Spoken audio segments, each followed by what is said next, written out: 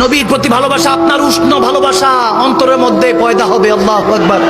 একটা ওয়াকিয়া পাকিস্তানের এক আলেমে দ্বীন লিখেছেন সোশ্যাল মিডিয়াতে, না বললেই নয়। এক যুবক সবসময় মদিনা শরীফে নাকি ঘুরঘুর করত, হঠাৎ করে রওজায়ে রাসূলের সামনে যখন কান্না করছে, পুলিশ তাকে ধরে ফেলেছে, ধরে টেনে হেসে নিয়ে যাচ্ছে। তখন সে চিৎকার করে কাঁদতে লাগলো, ইয়া রাসূলুল্লাহ, পাকিস্তান মে থা, সব কুছ ছোড় দিয়া আপকে খাতির। তাকে পুলিশরা এই জন্য, সৌদি গভর্নমেন্ট অ্যারেস্ট করছে এই জন্য, কারণ তার পাসপোর্ট নেই, ভিসা নেই। সে অনেকদিন ধরে পলাতক ভাবে চলছিল, হঠাৎ করে পুলিশের নজরে এসেছে, এই জন্য গ্রেফতার হলো। কিন্তু যখন তাকে নিয়ে যাচ্ছিল, সে তখন ওই পুলিশ বাহিনীর কাছে বলতেছিল নাকি, আমাকে 2 মিনিট সময় দেন, আমি রাসূলে পাকের কাছে কিছু বলতে চাই। হায় হায় হায়, আমার নবী জিন্দা নবী, হায়াতুন নবী।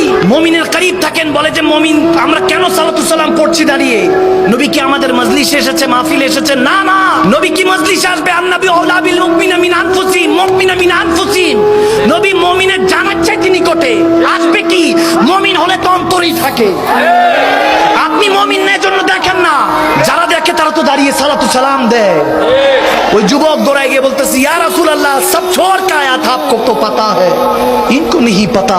তাদের তো জানা নেই, কিন্তু ইয়া রাসূল আপনি তো জানেন। ঘর বার সম্পত্তি, কোটিপতি বাবার ছেলে ছিলাম, সব ছেড়ে ইয়া রাসূল আপনার কাছে এসেছি।